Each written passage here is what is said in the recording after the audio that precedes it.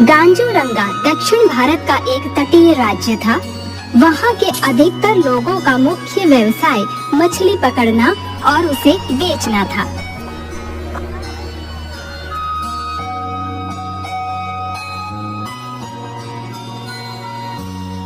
एक परिवार जिसमें माँ, पिताजी और एक बेटा जिसका नाम बिस्वा था रहते थे। बिस्वा की 12वीं की परीक्षा अभी खत्म हुई थी। बिस्वा, रे सुन बेटा,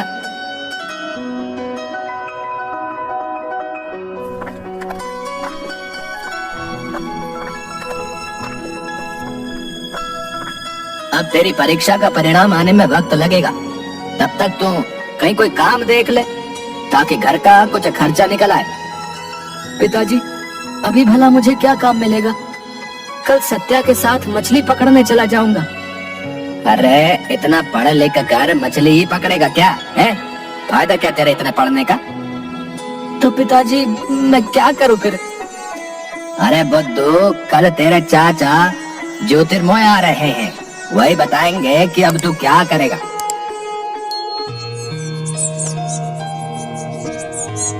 अगले दिन शहर से बिस्वा के चाचा जी आ गए।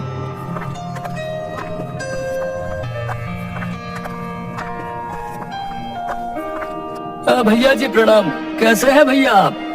प्रणाम। अरे आओ आओ ज्योतिर्मय, बहुत दिनों के बाद आना हुआ तुम्हारा। अब क्या करें भैया, काम काज की वजह से टाइम नहीं मिल पाता। और बिस्वा, कैसी चल रही है तुम्हारी पढ़ाई? चाचा जी, अब बस परिणाम आना बाकी है। परीक्षा तो अच्छी गई है, अब बस कुछ काम की तलाश में हूँ। तुम मेरे साथ गाइड का काम क्यों नहीं कर लेते हैं? कल ही मुंबई से कुछ दोस्त आ रहे हैं, उन्हें पूरा गांजूरंगा घुमाना है, इसीलिए तो आया हूँ मैं। एक काम करो, कल तुम भी मेरे साथ चलना, साथ साथ में काम भी सीख जाओगे और गांजूरंगा को मुझसे अच्छा तो तुम जानते ही हो। हाँ, यह सही रहेगा। कल से तो अपने चाचा के साथ काम सीख। ठीक है पिताजी, जैसा आप कहें। अगले दिन ज्योतिर्मौर्य और बिस्वा काम के लिए निकल ही रहे थे, तभी ज्योतिर्मौर्य को फोन आता है। हाँ, हेलो, कौन बोल रहा है? अच्छा, अरे कब हुआ ये? कैसी है अब मालकिन? मैं अभी शहर के लिए निकलता हूँ। अरे ज्योतिर्मय, ऐसे टेंशन में क्यों आ गया? क्या बात हो गई? भैया, बिस्वा की चाची सीढ़ियों से गिर गई है और काफी चोट आई है। वो हॉस्पिटल लेकर जा रहे हैं। मेरे नौकर गोकू का फोन था, मुझे अभी निकलना होगा। बिस्वा, मैं तुम्हें अपने गेस्ट का नंबर देता हूँ, उनसे मिलकर तुम उन्हें सभी ऐतिहासिक जगहों पर घुमा देना। अच्छा? लेकिन चाचा जी, मैं तो अभी। अरे घबराओ नहीं, सब लोग हमारी तुम्हारी तरह के होते हैं, अच्छे से बात करते हैं। और तुम तो यहाँ के लोकल हो, अच्छे से संभाल लोगे। मैं निकलता हूँ। उसके बाद ज्योतिर्मौर्य शहर के लिए निकल जाता है।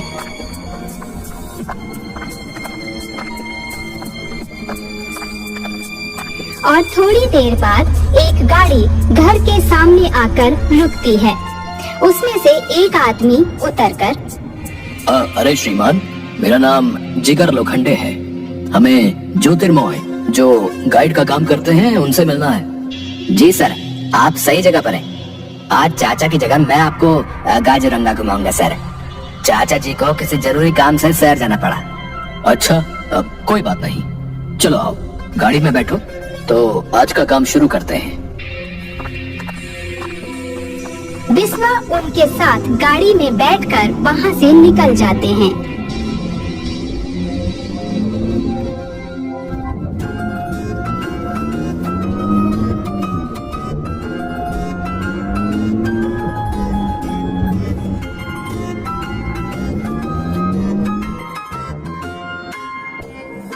देखो बिस्वा, ये हमारे दो दोस्त हैं, यश पाटिल और करण शिंदे।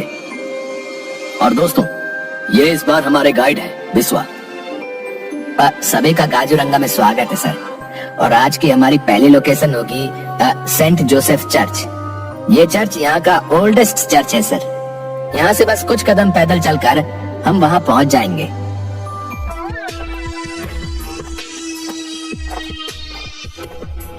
सभी लोग पैदल चर्च तक पहुंचते हैं और चर्च को अच्छे से देखकर वहां फोटोग्राफी करते हैं।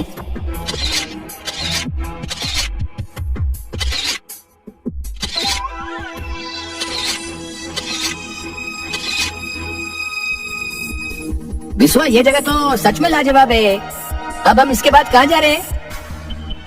सर, अभी यहाँ से कुछ दूर एक बहुत लोकप्रिय उद्यान है, वहाँ चल सकते हैं। अरे हम पार्क घूमने थोड़ी आए हैं, कुछ और दिखाओ जिसमें रोंगटे खड़े हो जाए, यादगार हो हमेशा के लिए। सर, ऐसी एक जगह तो है, लेकिन वहाँ कोई नहीं जाता सर। 2004 की सुनामी के बाद तो बिल्कुल नहीं। समुद्र तट से बिल्कुल सटी हुई करिकट्टू कुपम सुरंग, लेकिन वहाँ ना जाए तो ही अच्छा रहेगा सर। ये की ना तुमने मजेदार बात भाई, है? ऐसा कुछ ही तो मैं ढूंढ रहा था।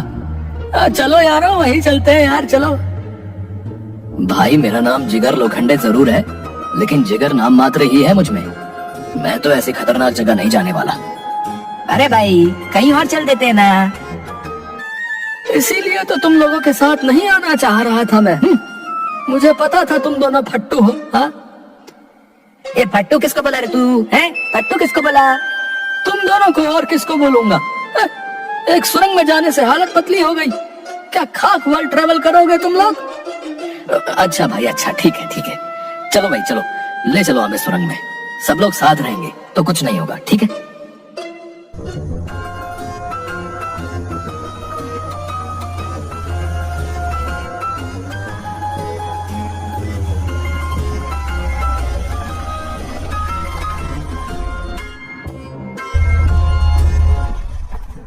विश्वा दोनों को समुद्र किनारे एक पथरीली पहाड़ी की सुरंग के सामने ले गया। सर, एक बार फिर सोच लो, ये जगह भूतिया है सर। खासकर शाम ढलते ही यहाँ अजीबोगरीब हरकतें होती हैं सर। तभी अचानक पीछे से एक बूढ़ा सा भिखारी वहाँ आकर बोलता है, आ गए तुम लोग भी आ गए।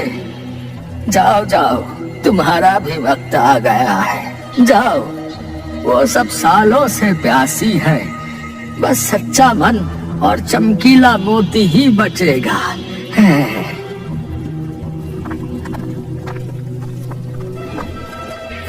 कौन था ये और ऐसी अजीब बातें क्यों कर रहा था भाई? मैंने भी इसे पहली बार देखा है सर, लेकिन ऐसे 2-4 पागल और हैं जो ऐसे ही मन में जो आए बड़बड़ाते रहते। चलो यार, अब समय बर्बाद मत करो। अब आप लोग अंदर जाइए, मैं आपका यहीं इंतजार करूंगा। अरे, ऐसे कैसे गाइड हो तुम? हैं? तुम्हें हमारे साथ अंदर जाना होगा, तभी पूरी पेमेंट करेंगे, याद रखना। अयो, अगर मैं इनके साथ नहीं गया तो चाचा जी का बहुत नुकसान हो जाएगा। क्या करूं? डर भी लग रहा है। विश्वा न चाहते हुए भी उनके साथ सुरंग में प्रवेश कर जाता है। सुरंग अंदर से सदियों पुराने पत्थरों से बनी थी और सब तरफ जाले और पक्षियों के बसेरे थे। ज्यादा अंधेरा होने की वजह से कुछ दिखाई नहीं दे रहा था। तभी अचानक से यश बोलता है, अरे करण, तू अपनी टॉर्च निकालना रे यार, बहुत अंधेरा हो रहा है। करण जैसे ही बैग से टॉर्च निकालने लगता है, उसके बैग से टॉर्च की जगह किसी का कटा हुआ हाथ आता है, जिसे देखकर सब डर जाते हैं और चिल्लाने लगते हैं। ये कैसे हुआ? मैंने तो बैग में सामान रखा था, ये कहां से आया? तभी सुरंग के अंदर से अजीब सी डरावनी आवाजें आती हैं। आओ आओ, सब लोगों का स्वागत है इस प्यारी सी सुरंग में। इस प्यारी सी सुरंग में आओ आओ। आज सबका अंत यही होगा।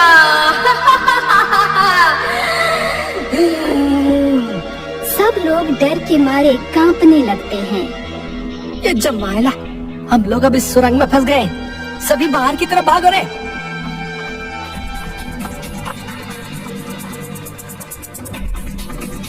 सभी वापस भागने लगते हैं, लेकिन कुछ चट्टानें अचानक से गिरकर रास्ता बंद कर देती हैं। सर मैंने मना किया था कि यहाँ ना आए, आप लोग नहीं माने।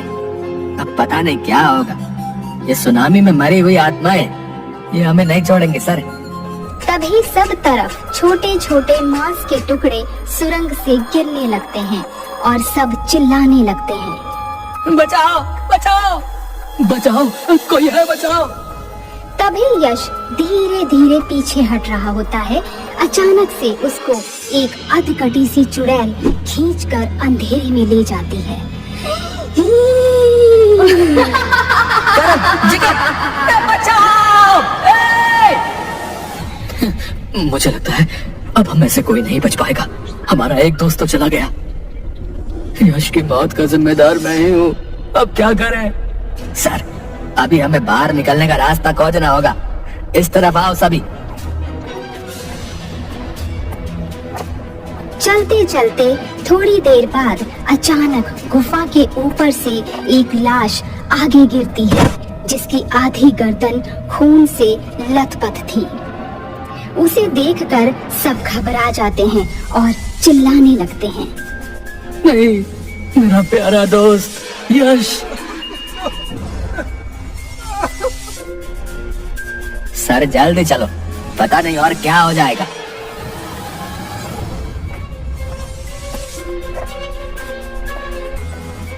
डरावनी आवाजें और तेज हो जाती हैं और गुफा में आगे 2 रास्ते दिखाई देते हैं। अब हमें कहाँ जाना चाहिए? मुझे तो कुछ समझ नहीं आ रहा, क्या करें? तभी थोड़ा आगे जाकर जिगर देखता है कि गुफा के रास्ते में थोड़ी सी रोशनी आ रही है। इस रास्ते से बाहर जा सकते हैं शायद, लेकिन एक वक्त में बस एक ही आदमी घुस पाएगा। अब पहले मैं जाता हूँ।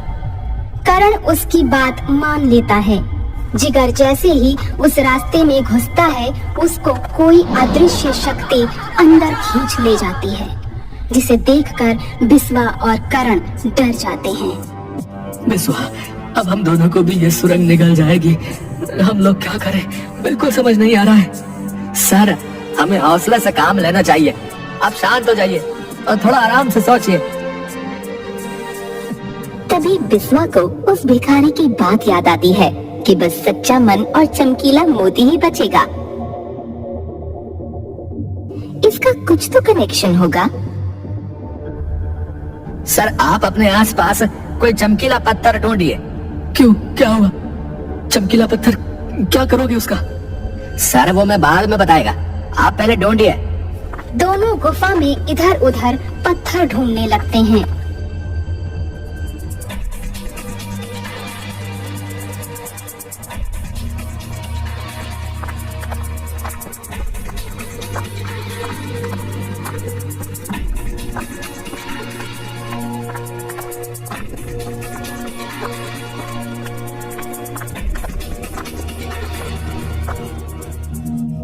बिस्वा इधर आओ, ये देखो ये क्या मिला।